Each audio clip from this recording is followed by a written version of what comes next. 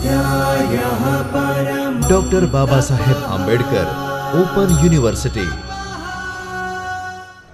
નમસ્તે વિદ્યાર્થી મિત્રો, ડૉક્ટર બાબા સાહેબ આંબેડકર ઓપન યુનિવર્સિટીના જ્યોતિર્મય પરિસરના ચૈતન્ય સ્ટુડિયોમાંથી હું ડૉક્ટર જાગૃતિ જે મહેતા ગુજરાતી વિષયના મદદનીશ અધ્યાપક આપ સૌને આવકારું છું।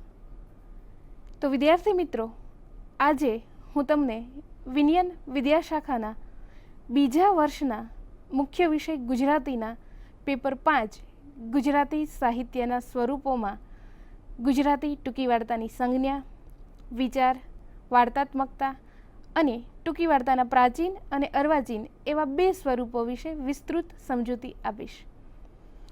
તો વિદ્યાર્થી મિત્રો, અહીંયા આપણે ટૂંકી વાર્તામાં વાર્તાત્મકતા, ટૂંકી વાર્તાની સંજ્ઞા, વિચાર, ટૂંકી વાર્તાના પ્રાચીન અને અર્વાચીન એવા 2 સ્વરૂપો વિશે વિસ્તૃત ચર્ચા કરીશું। વિશ્વની દરેક ભાષામાં સાહિત્યમાં કથાઓ અસ્તિત્વમાં આવી છે। કથા એ મનુષ્યનો ભાવતો ફાવતો રુચિ પ્રકાર છે અને કદાચ તેથી જ વિશ્વની દરેક ભાષાઓમાં પ્રારંભકાળમાં કથા સાહિત્ય વિકસ્યું છે। કથા શબ્દમાંથી ફૂટેલી સરવાણી ટૂંકી વાર્તા સુધીના સંગમ સ્થળ સુધી આવી પહોંચી છે।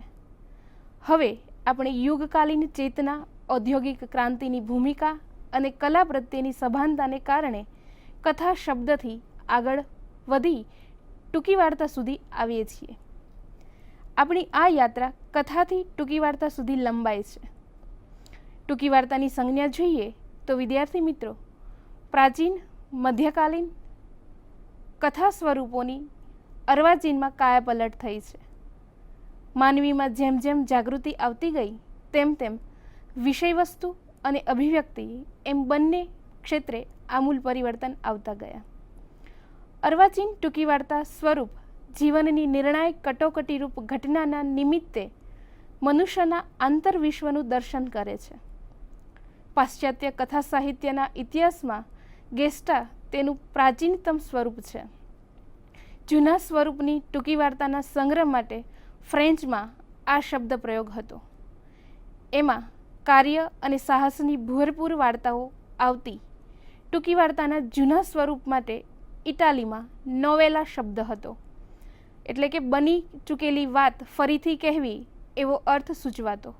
અંગ્રેજીમાં ટોલ અને તેને મળતો ફ્રેન્ચમાં કોન્ટેક છે, પરંતુ પાછળથી પ્રચાર પામેલો સ્ટોરી શબ્દ આજે પ્રયોજાય છે। વાર્તાની જૂની વ્યાખ્યા આ પ્રમાણે છે: બની ચૂકેલી કે કાલ્પનિક ઘટનાનું કથન તે વાર્તા। સ્ટોરી શબ્દનો સૌથી પહેલો ઉલ્લેખ હેનરી જેમ્સ પોતાના સંગ્રહમાં કરે છે। સાહિત્યના આ પ્રકાર માટે સ્ટોરી શબ્દ 20મી સદીના આરંભથી આજ સુધી વપરાતો રહ્યો છે। ટૂંકી વાર્તા શબ્દ અંગ્રેજી શોર્ટ સ્ટોરીનું ભાષાંતર બનીને આવ્યો છે। સ્ટોરી માટે આપણે ત્યાં નાની, ટૂંકી, નાની વાર્તા કે નવલિકા જેવા નામકરણ થયા છે। લઘુ અને દીર્ઘ વૃત્તાત્મક રચનાઓ સંસ્કૃતમાં કથા તરીકે ઓળખાતી, જેમ કે દ્રષ્ટાંત કથા, ધર્મકથા, નીતિ કથા, બોધક કથા, જાતક કથા વગેરે વાર્તાઓ શબ્દનો અર્થ ગુજરાત વિદ્યાપીઠના સાર્થ જોડણી કોષમાં આ પ્રમાણે છે કે વાર્તા સ્ત્રી સંજ્ઞા એટલે કે વાત અથવા કથા, અને બીજો અર્થ બીના, હકીકત, સમાચાર આદિ અર્થો મળે છે।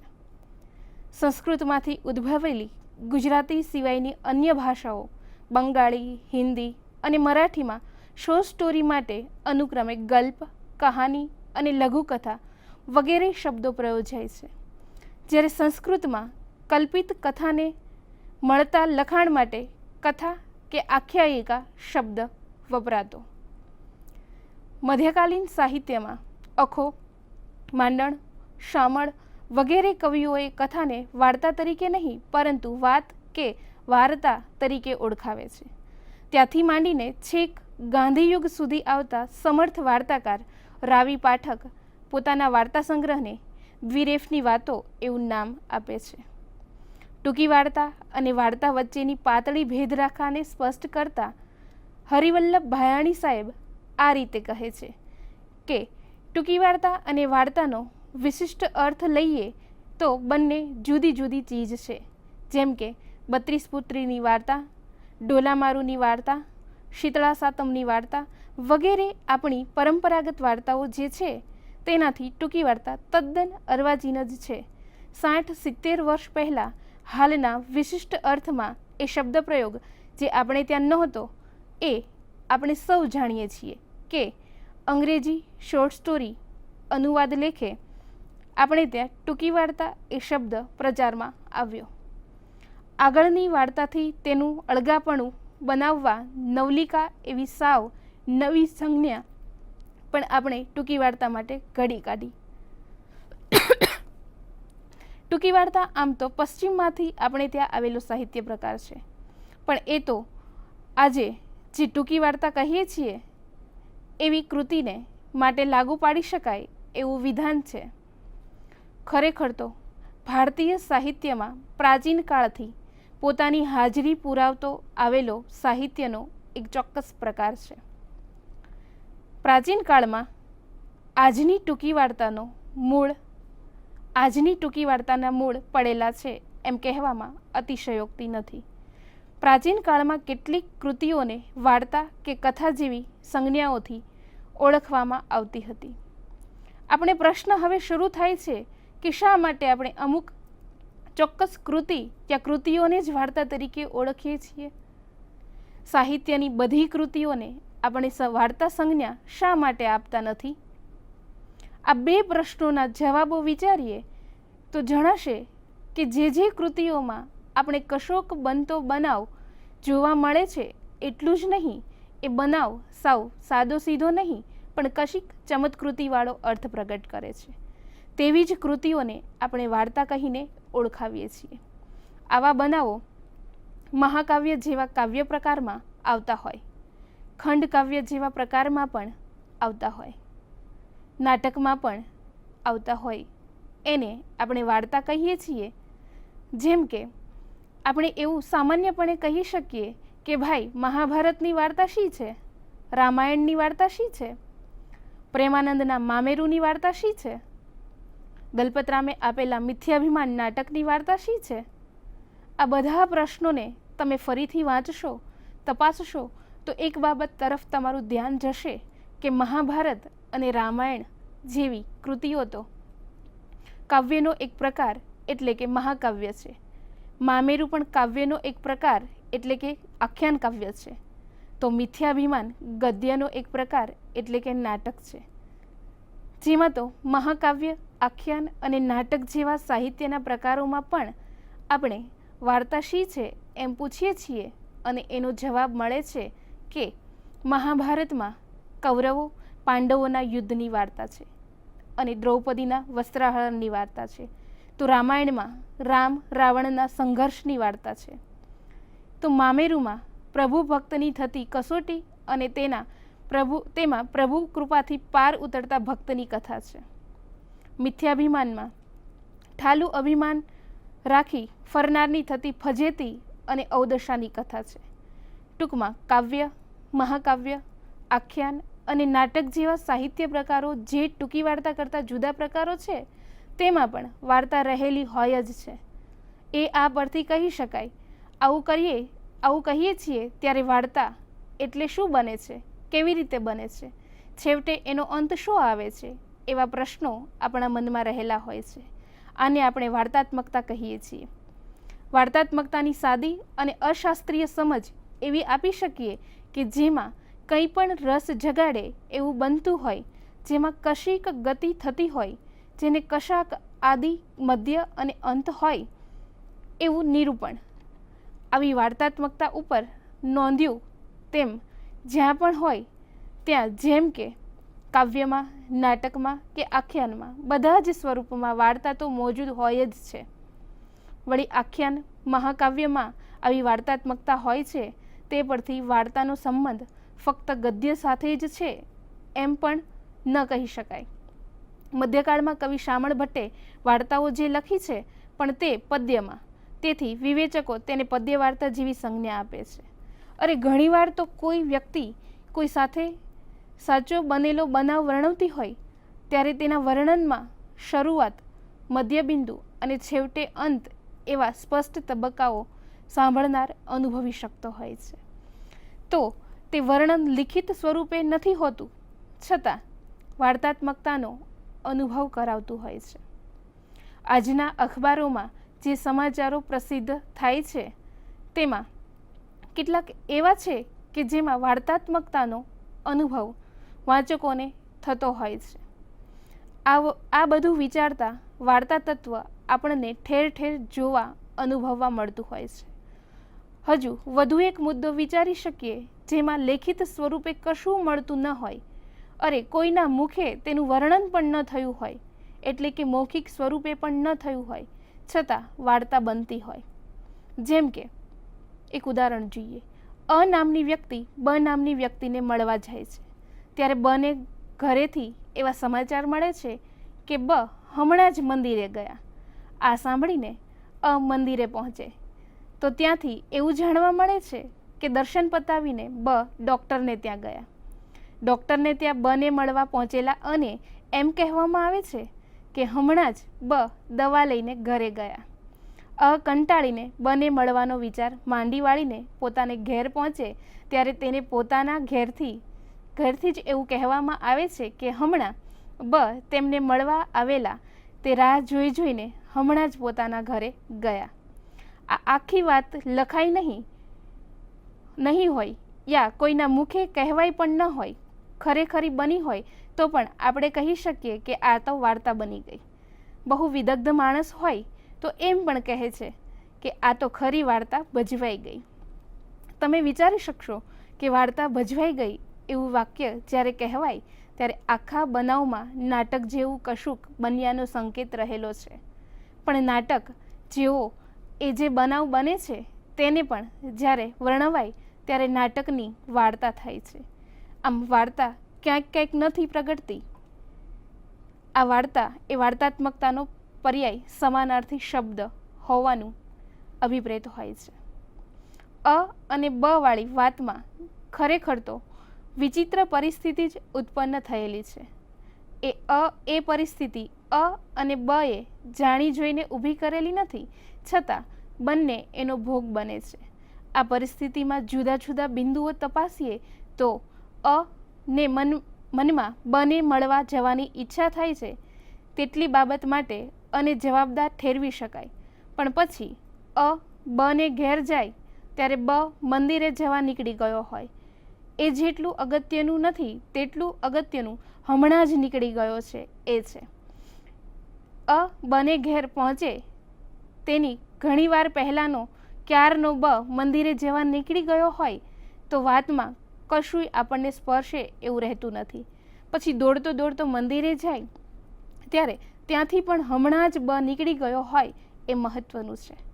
આમ અની દોડધામ અને બનું જે તે સ્થળેથી થોડીક વાર પહેલાં જ નીકળી જવું એ બેને આપણને આપણા મનમાં ભેગા ગોઠવીએ છીએ ત્યારે એ પરિસ્થિતિની એક વિશિષ્ટતા આપણે અનુભવીએ છીએ. તો પરિસ્થિતિમાં રહેલી આ પ્રકારની વિશિષ્ટતા આપણને એ પરિસ્થિતિને વાર્તાત્મકતા તરીકે જોવા પ્રેરે છે. પરિસ્થિતિની આ પ્રકારની વિશેષતા કે અસામાન્યતા વાર્તાત્મકતાની કરોડરજ્જુ ગણી શકાય. આ પરિસ્થિતિ બીજું બિંદુ એ છે કે એમાં અના મનમાં બને મળવા જવાની ઈચ્છા થાય એ આદિ છે. એ બને ઘેર પહોંચે ત્યારે થોડીવાર પૂર્વે જ બ નીકળી ગયો હોય એટલે અ મંદિરે દવાખાને તેની પાછળ દોડે તે પરિસ્થિતિનું મધ્ય છે. અને છેવટે કંટાળીને તે પોતાને ઘેર પાછો ફરે ત્યારે અ તેની વાટ જોઈને બ ત્યાંથી વિદાય લઈ ચૂક્યો હોય એ તેનો અંત છે. આમ આદિ, મધ્ય અને અંત એવો ક્રમિક વિકાસ આખી પરિસ્થિતિમાં જોઈ શકાય છે. બીજા શબ્દોમાં કહેવું હોય તો પરિસ્થિતિ ગતિશીલ છે, સ્થગિત નથી. સ્થગિતતા ધરાવતી પરિસ્થિતિનો સંબંધ વાર્તાત્મકતા સાથે ઝાઝો જોડી શકાય નહીં. જેમ કે વરસાદ પડ્યા જ કરે છે, છેવટે બંધ થાય છે. એમાં કોઈ કહેશે કે વરસાદના પડવાની ગતિ છે, પણ ખરેખર તો ગતિ હોવા છતાં કશા પરિણામો નિપજાવતી નથી. સ્થગિત પરિસ્થિતિ છે જેને વાર્તાત્મકતા ગણવામાં અચકાટ થાય. સાહિત્યમાં અનેક સર્જકોએ પરિસ્થિતિની આવી વિશિષ્ટતા, અસામાન્યતા, ચમત્કારકતા, ગતિશીલતાને ગદ્યમાં કે પદ્યમાં, ક્યારેક તો ગદ્ય પદ્ય બેઉમાં વર્ણવી છે ને એમ વાર્તાત્મકતા ઉપસાવી છે. વાર્તાત્મકતા ઉપસાવી છે એવું જે વિધાન થયું તે પણ ફેરફાર માગે છે. ઉપર જે અ અને બનો દાખલો જોયો તે કોઈએ લખ્યો નથી, છતાં સ્વયં વાર્તાત્મકતા છે એ સમજી શકાય છે. એ પરથી એમ કહી શકીએ કે વાર્તાત્મકતા પરિસ્થિતિઓ બનવી કે તે પરથી વાર્તા લખવી એ જુદી વસ્તુ છે. ઘણીવાર વાર્તાનુકૂલન પરિસ્થિતિઓ નિપજતી હોય છે, પણ વાર્તા નિપજતી નથી હોતી. કવિતા, નિબંધ, નાટક, નવલકથા અને એવી બીજી ઘણી સંજ્ઞાઓ આપણા શાળા અભ્યાસ દરમિયાન તમે જાણી સાંભળી હશે. કવિ સુંદરમની કૃતિ બાનો ફોટોગ્રાફ ને આપણે કવિતા અને નર્મદની મંડળી મળવાથી થતા લાભને નિબંધ કહીએ છીએ. તે જ પ્રમાણે ચંદ્રવેદન મહેતાની આગગાડીને આપણે નાટક, તો ગોવર્ધનરામ ત્રિપાઠીની કૃતિ સરસ્વતીચંદ્રને નવલકથા અને ધૂમકેતુની પોસ્ટ ઓફિસને ટૂંકી વાર્તા તરીકે ઓળખીએ છીએ. ત્યારે આવી અલગ અલગ કૃતિઓની અલગ અલગ સંજ્ઞાઓ આપવા માટે સાહિત્યના શાસ્ત્રમાં ચોક્કસ કારણો આપવામાં આવેલા છે. ઉપરની તમામ કૃતિઓને કોઈ એક સંજ્ઞા વડે ઓળખાવવી હોય તો સાહિત્ય સંજ્ઞા વડે ઓળખાવી શકાય. તો સાહિત્ય સંજ્ઞા હેઠળ આવતી છતાં પેટા સંજ્ઞાઓ ધરાવતી ઉપરની કૃતિઓને શા માટે જે તે પેટા સંજ્ઞાઓ આપવામાં આવે છે તેના કારણો તપાસીએ તો વિદ્યાર્થી મિત્રો, સૌપ્રથમ દેખીતું કારણ એ છે કે ઉપર દર્શાવેલી કૃતિઓ તેમના આંતર અને બાહ્ય સ્વરૂપમાં પરસ્પરથી કોઈક મૂળભૂત બાબતમાં જુદી પડે છે. બાનો ફોટોગ્રાફનું જે સ્વરૂપ છે તે મંડળી મળવાથી થતા લાભમાં દેખાતું નથી. આગગાડીનું જે સ્વરૂપ છે તે સરસ્વતી ચંદ્ર નવલકથામાં મળતું નથી. આનું સીધું પરિણામ જે છે તે કૃતિ દ્વારા નિષ્પન્ન થતી અસર પર પણ પડે છે. કવિતાની જે અસર ભાવક ચિત્ત પર પડે છે તેનાથી જુદી અસર નાટકની પણ પડે છે. અસરોની ભિન્નતાનું કારણ કૃતિના આગવા સ્વરૂપને આભારી છે. કવિતાનું સ્વરૂપ એવું હોય છે કે તેની જે અસર નિપજે તેવી નાટકની ન નિપજે. ટૂંકમાં કાવ્ય, નાટક, ટૂંકી વાર્તા એ આગવા લક્ષણો અને આગવું સ્વરૂપ ધરાવે છે.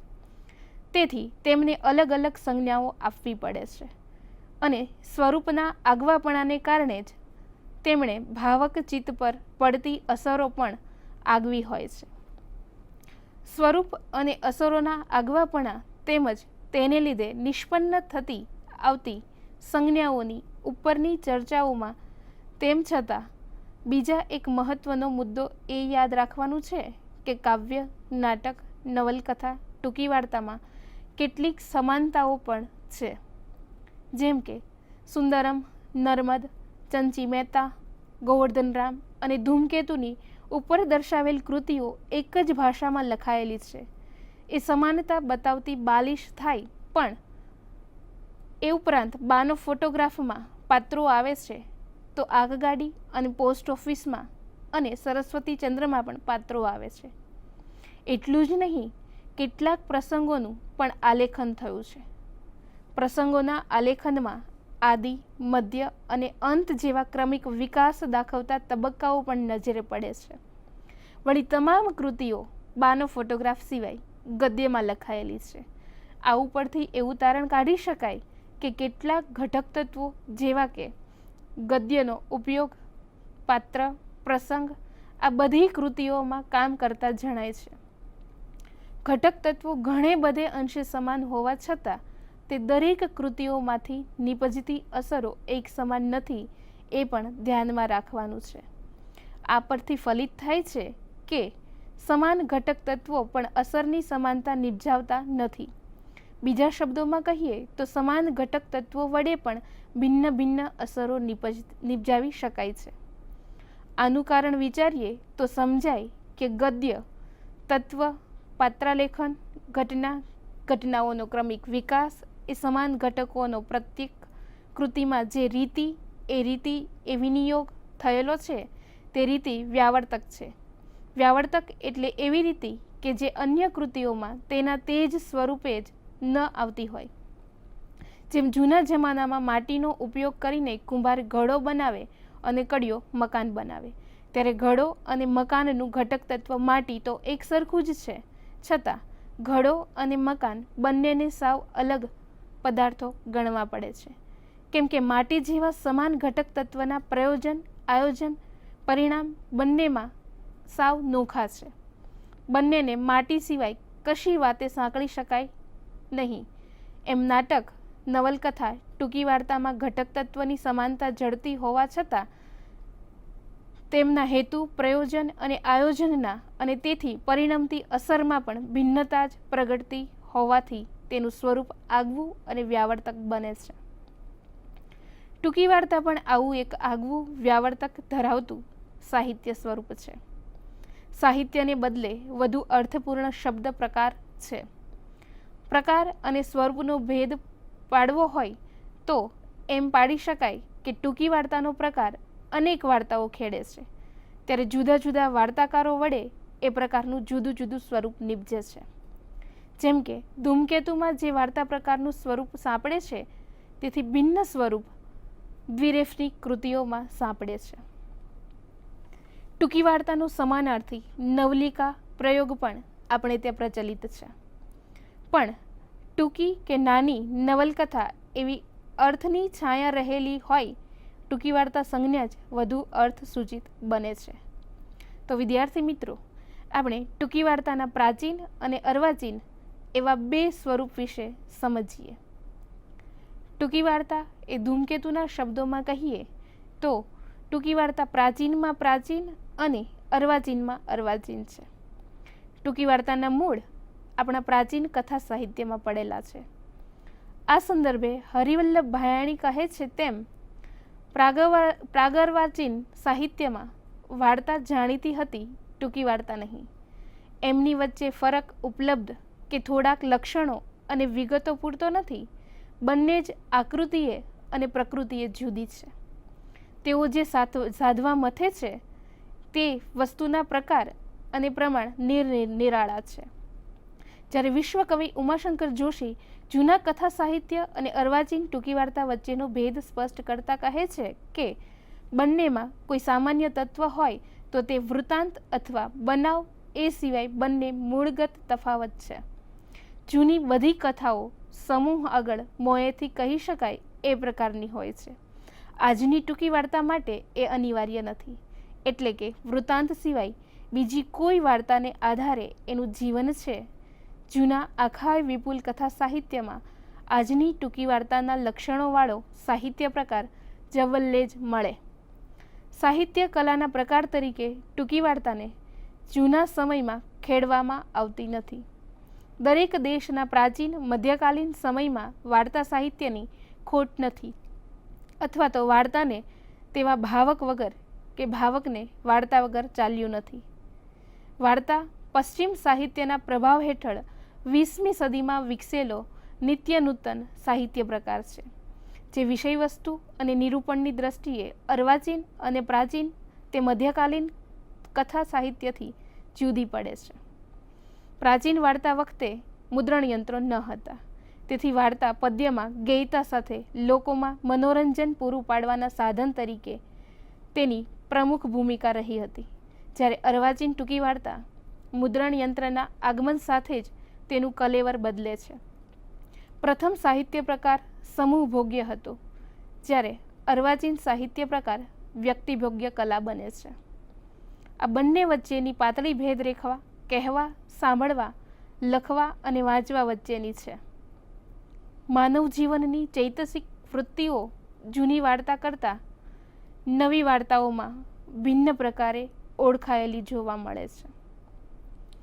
પ્રાચીન અર્વાચીન વાર્તા વિશે આ બંનેની સ્પષ્ટતા કરતાં કહ્યું છે કે પ્રાચીન વાર્તા કોઈ કહે અને બીજા સાંભળે તેવી આયોજનાત્મક ઢબે રજૂ કરવામાં આવતી, જ્યારે અર્વાચીન વાર્તાનો પ્રારંભ છાપખાનાની શોધ પછીનો છે.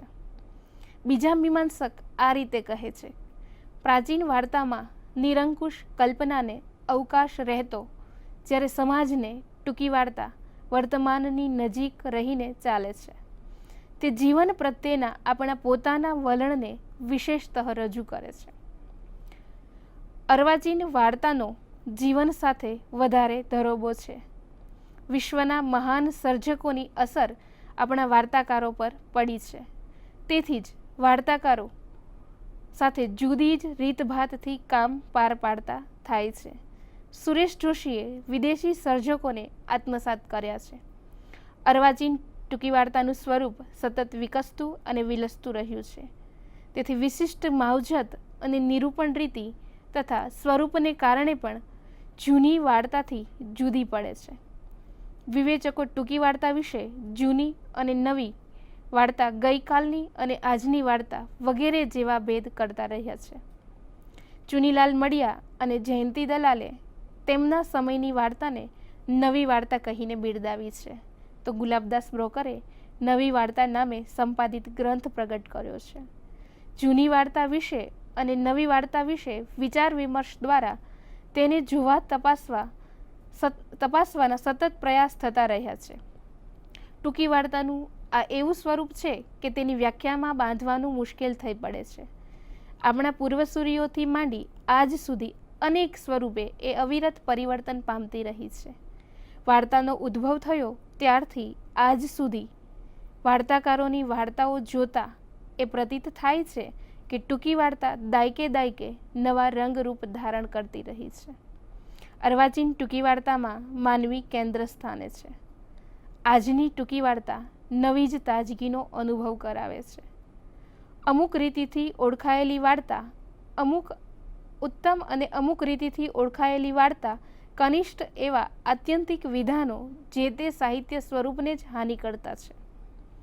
ટૂંકી વાર્તાના આંતર સત્વનો મહિમા કરતા ધૂમકેતુ કહે છે કે સર્વોત્તમ ટૂંકી વાર્તા તો વસ્તુવિધાન, પાત્રાલેખન અને ભાષા શૈલી ત્રણેયના સુંદર મેળમાંથી જ જન્મે. ત્રણેયમાંથી કોઈને પ્રધાન સ્થાન ન અપાય, તેમજ કોઈને ગૌણ પણ ન ગણી શકાય. અને છતાં એટલું તો ચોક્કસ છે કે ત્રણમાંથી એકના જ પ્રધાન સ્વર પર રચાયેલી વાર્તા શ્રેષ્ઠ ગણાય છે. તે આકર્ષણમાં જરાય નબળી નથી નીવડી. મોપાસાની વન નાઇટ વાર્તા આનું ઉદાહરણ છે. ઉત્તમ ટૂંકી વાર્તાની રચના ઘટના, પાત્ર અને શૈલી આ ત્રણેય ઘટક તત્વના સુમેળથી જ રચાય છે. કોઈ એક ઘટક તત્વને વધારે મહત્વ ન આપી શકાય અથવા તો કોઈ ઘટક તત્વને ગૌણ પણ ન માનવું જોઈએ. તો વિદ્યાર્થી મિત્રો, અહીં આપણે આજે ટૂંકી વાર્તાના અર્વાચીન અને પ્રાચીન બે સ્વરૂપો વિશે વિસ્તૃત સમજૂતી મેળવી. ફરી પાછા કોઈ નવા મુદ્દા સાથે આપણે મળીશું. આપ સૌ ખૂબ પ્રગતિ કરો એવી શુભકામના સાથે. અસ્તુ. આભાર. स्वाध्यायः परमः